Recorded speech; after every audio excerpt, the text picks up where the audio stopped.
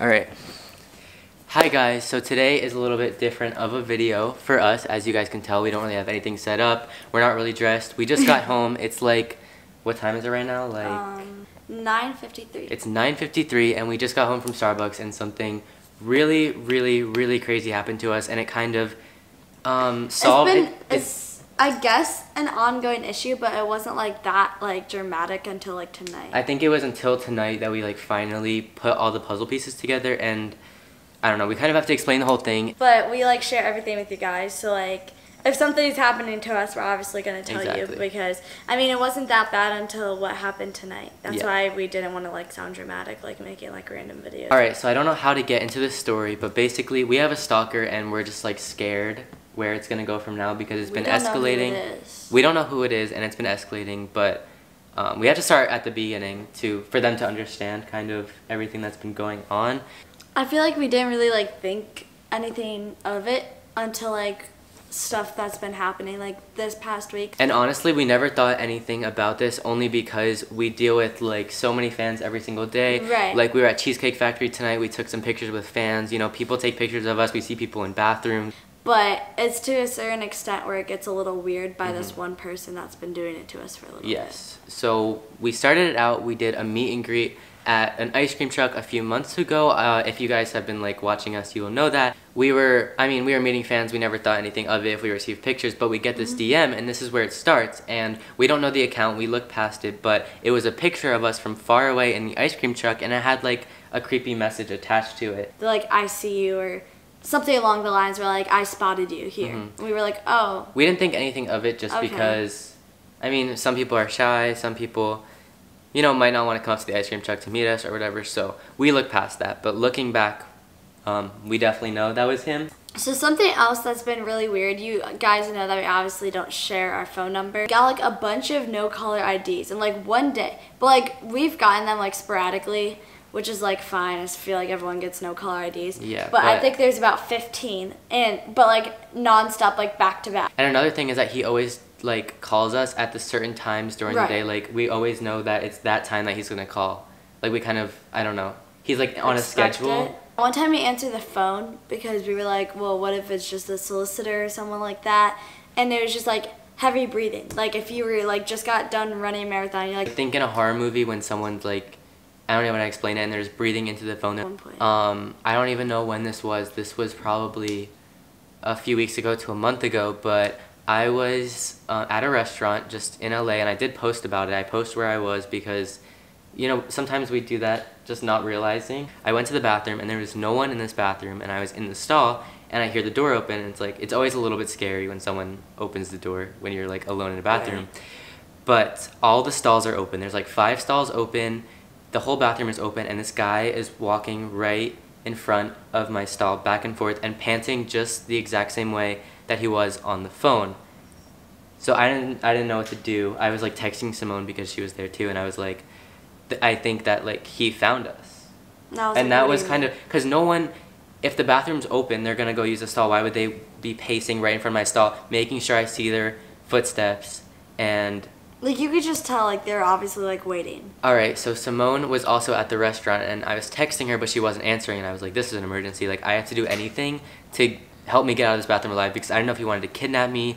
I didn't know like if he was I don't know what he was doing, but I was terrified because I knew it was him. I knew he was walking back and forth. It was the exact same like breathing, exact same presence, and it was creepy. That doesn't happen in normal situations. No one's walking back and forth, making sure you see. He wanted me to be paranoid and scared, and that's the reason that he was there. Simone was not answering my text. I was texting her a bunch. I was texting anyone at the dinner, but they were probably in a conversation or something, not looking at your phones because. It was when my family was in town like a few months ago. I was like somewhere in West Hollywood. Yeah. So then, I called Simone and she picked up, and I was like, send your dad or send someone to the bathroom, tell a waiter. And I said it, and I'm pretty sure he heard it because I didn't know what else to do. I was like scared and I needed someone to help, and maybe if he knew that someone was gonna come to help, he would leave me alone or something. So luckily once I made that call, he just scurried out of the bathroom really quickly, and that was the end of that. And then your dad came in and helped me. This isn't even like half of the story yet. Like if you think this is scary, just like wait a few minutes. A little bit after that, I think we were leaving for dinner or something, but Nick was in this gray living room, which is right at my front door, and I was coming down from upstairs or something, and Nick was like, Simone, did you hear that? And I was like, yeah, what? And keep in mind Hear that what? this room is like full of windows. Like Yeah, if the like, blinds are open, all windows, you can like see right in. And he's like, Simone, like, didn't you hear that? And I was like, what? And he's like, listen, like, there's people calling our names from outside. And I was like, what? So then I'm like scared. So we're hiding like right here around this bathroom corner. And then it's just Nick and Simone, Nick and Simone. Like, in this man's voice. Like, almost like it sounded like a dad. And we were almost. home alone too, which was like even scary. We didn't know what to do. There's so many doors in this house. The whole like area is glass. And everything is glass. In my house. That was really scary. He, once again, the thing about this stalker is he loves to see us paranoid, and he never loves the thing about this stalker is he loves to see us paranoid. He loves to just scare us so much, like scare us just so badly. He loves that, but he will never like let us find him or see him. The other day, which was so scary actually, like I'm still like really like worried about this. I was sitting in this parking lot because I didn't really leave my house much, and Nick just came back from Jersey yesterday. So I was by myself in this car. My mom like went into the store like really fast. She had something on hold, like flowers. And I was just sitting there, and this person comes up to like my car like window. I was sitting in the passenger seat, and like da da da da, and like took off. But like by the time like I heard it, I like looked. But and wasn't nobody it was there. like? Did you say it was like they were like banging like a really hard? pound. It wasn't like it was like boom boom boom boom. Like, okay, so I don't have anything. Obviously, I was just sitting on my phone, but it was really scary, and it was like someone in black. Like I couldn't like by the time I turned my head, like I looked at all the windows, like nobody was there. So she didn't see anyone because she was on the opposite side when she left, and somehow she didn't like see anyone, and I didn't see anyone. It was just really weird how someone just disappeared so fast. And I feel like whether it's a house, your car, now I'm like wondering, anything is in your personal space when you're not in the public eye. If you're at a restaurant, you're in the public, people can come up to you. Walking, you're in the public. Like in your car, like the door's locked, like that's your safe place, like just like your home, or like I don't even know like what else could be your safe place like that. But that's just like something everyone should know, is like not to come up to anyone in their car.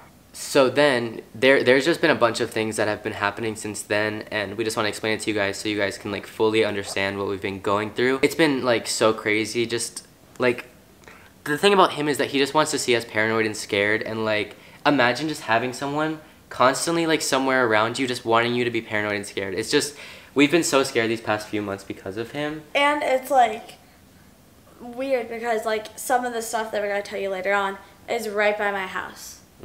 Don't just think that they know where Simone lives, because they also know where I live. And this was actually more recent, and I was at my apartment and I get a call from security because if anyone ever wants to come up and like see me, or if my family's visiting or a friend's visiting, they have to talk to security first. Security has to call me. First there's a call box on the outside of your apartment, which they have to like know your certain like a code that links up to your apartment basically, to get a call to Nick's phone so then he can let that person in. Somehow, I wasn't there because Nick was at his apartment, but somehow this man got into the lobby without a key fob and without calling anyone. And he gets into the lobby, and this has never happened before because normally people know like my like exact code to call my number, and then I can answer and then call them. But obviously this guy knew that if I heard him calling, I would obviously like decline him and call security on him. So he just got into the lobby somehow.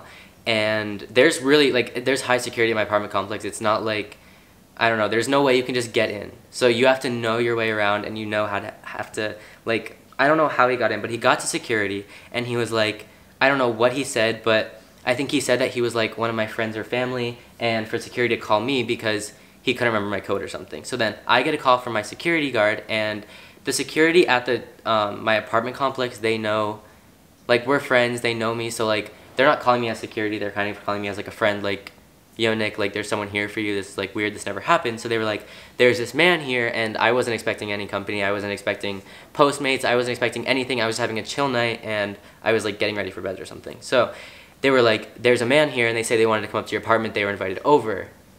And I just like dropped my phone. I was like, there's absolutely no way that he found Simone's house. He finds us in public anywhere we go, and now he found my apartment, which has high security, and somehow he's in the complex in the same like 50-yard distance as me. He had to have followed me home or something to know where I lived. And the security said that he knew my apartment number, he knew like my first and last name, and like he passed like the check if they were like a friend or family, you know. They actually thought, the security guard thought that he was actually my friend or family, so he was going to send him up. Use the call box. That's why it was weird. And I'm really scared that if I didn't answer the phone at that time, that security would have just sent him up, because I don't know, security wouldn't have known any better, because why would security think that there's a crazy stalker here trying to, I don't even know what, to me. So then I dropped the phone and I just like had a moment to myself. I was terrified. I was like shaking. There's absolutely no way this man was in my apartment complex. So then I picked up the phone. I was like, please don't let him in. Just like, I don't know who he is. Just please kick him out and just tell him to never come back. So then security was like, okay, that's their job. And then they sent him out, and I did not sleep a second that night. I stayed up the entire night, made sure my doors were locked, and just was constantly on the lookout because I didn't know what was going to happen. I mean, I have a balcony. I didn't know if he was going to somehow get up onto the balcony. And that just brought even more anxiety, because he now knows where we are at all times, both of our homes, all of our phone numbers, probably our family members. It was just, we felt that we were putting so many people at risk and putting ourselves at risk just from going out. Do you know what I mean? Yeah. So the other night, it was just like a really off night. We actually had a meeting that we were supposed to have like a few days before, but it just got pushed to this night. Earlier this week. I don't know what we were thinking, but we wanted to take this meeting call in the car, because in the car you can just focus more. We could sit there, we can get things done instead of like walking around the house, bothering people here. We just wanted to go in the car. To go for a drive. Like, I feel like that's a normal thing to do. Like, even on the phone with your friends, you just go for a drive. So we just decided to park on the main road before you go into all the houses, and just talk to someone on the phone. And we had this meeting, right? Yeah, and it was like a rather important meeting, so it kind of had all of our focus. We were very focused on like the phone call. We were discussing things, we were figuring things out, and like a lot of business stuff. So as you guys know, like when you're on a phone call, your brain is kind of everywhere. You're not like focusing on anything around you. I don't know. So we were just focused on this phone call. It was long. It was like 30 minutes. We were on the phone. And then we see this car. I mean, it's the development. We see this car drive by. Didn't think anything of it. Thought it was one of our neighbors. Nothing. So then 15 minutes later, we noticed, we don't know how long that this person was sitting there for, but the car that drove past us pulls up next to us. Like, it's really close to us. Like, our mirrors were nearly touching. Right. And he's obviously driving, and it's really late. It was like 10:30 when we did this call, so we couldn't really like see much detail. It's dark. There was like no street lights or anything. So he's like leaning over the passenger seat, window down, trying to talk to us. And we don't even know how long he was sitting there for, because we're like talking to each other on this call, like focusing on everything besides what's around us. And I look over because I hear something, and it's this guy, and I'm like... And it's a man, you know? Right. Like, in our minds, we're like, hello. Like, obviously, it's the stalker. I see this guy, and within, like, I don't even know, 1 second, I, like, look at him, he's right there, and then I just put the car in drive, and I just take off, because we didn't even get a good look at him. I just knew he was a man, like... Like, who would just stay there and talk to this guy with the window down? But he had this crazy, like, psycho face on, and I was like, this cannot be good. So then I floor it, I'm driving, we end up on, like, the main road with, like, actual other cars, like... I don't know what you consider. It's not a highway, but it's like... It's just the main road of our city. So there's like other cars there. It's not like in a development. So I'm going so fast down this road, trying to get away from this car, and I'm trying to be as safe as possible. We're also trying to get away, and he's following us.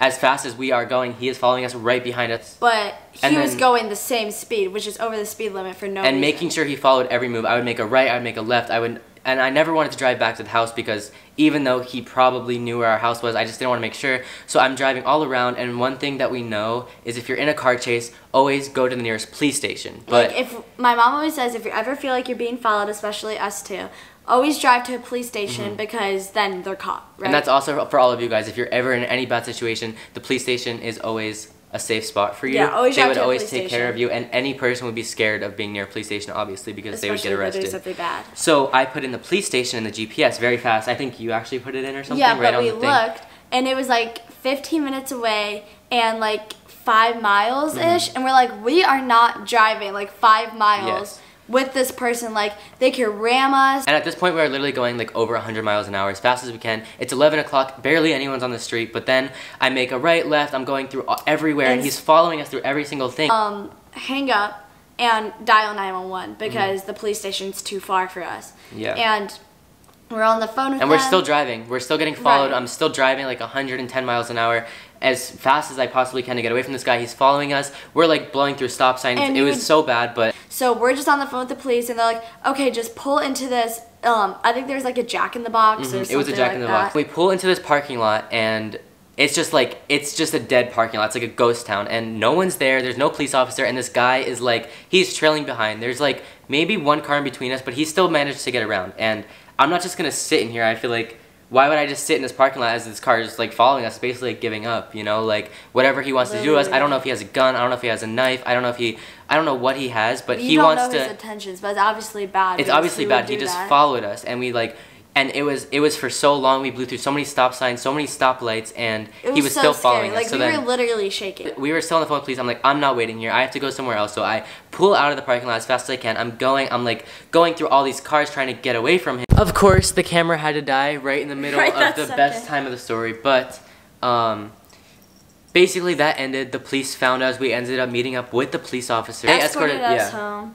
And they said, they like patrolled it for like a little bit afterwards, and they called us and they were like, hey, we don't see anything. It scares us more that police officers searched the entire neighborhood and they could not find him. Like, how could he possibly get away that fast? How is he so quick? How is he so, like, I don't want to say smart, but he's planned out every single thing he's done to us to make sure he's never caught. Hi, Callie. Hi, Callie. But obviously the police just told us to just be super aware of our surroundings. They know what it's like to be stalked, and they said, we explained to them everything from the start, just like we are with you, and they said that this is definitely a case of someone stalking us. But we do have the sheriff's number now, so we like text him frequently if anything's okay. He's always checking up on us, and that's just like another thing of security that we have. But this is not the end, guys. We thought this would be the end. You know, we got the police involved. The stalker obviously knew that there was police involved. A few days later, Trisha came out with a video, and it said something about a stalker, and we saw it on our Explore page. We were like, let's just watch this, because Trisha lives kind of in the same area as Simone, and she literally lives like down the road. It's not far at all. Definitely the same area, in the same neighborhood, and like, for example, like in her videos when she goes to Starbucks for her like mukbangs or whatever, it's the same Starbucks that we go to. Someone came up to her window, and it was a man. Yes, and started, well, first he knocked on the window. Which was the exact same thing that he did to Simone. But this time, he was filming her on his phone. He started chasing her, but she went on the highway and started driving towards Calabasas, and he followed her 5 miles down the road because she was also trying to find a police station. And it was the exact same thing that happened to us. There's not really a police station nearby, like close enough to... just drive too frequently. Because you can't be in a car chase for 15 minutes. Something's going to go wrong. You're going to get in an accident at 150 miles an hour down a normal road. We didn't get it to the highways, but she was on the highways. I'm sure she was going like over 100. And this guy just put so many people in danger. And we don't know if it's the same guy, but it's because we don't know what he looks like. But it was a lot of the same tendencies as this person seems to do to us. So that's why it was scary. And something that happened tonight was across from the Arby's that she got stalked at. Yes, so this is why we are making this video right now. It just happened to us. Right before we filmed this video, we got home and just pulled out the camera and just knew that we had to say something because we were scared. We need people to know about this. And yeah, so basically we stopped at Starbucks on our way home, and it was just me and Simone. And we pulled into one of the parking spots because I never like to like drink my Starbucks and eat my little food and drive because it's just unsafe, and I would not want to put us in that type of situation. So we pulled into a parking spot, locked the doors, you know. So as we were sitting in this parking lot, we both get a text message, and it's from different numbers, so we know that he definitely used a fake number because he's smart, he knows what to do, we know his mannerisms by now. We get a text message, and it's a picture of us.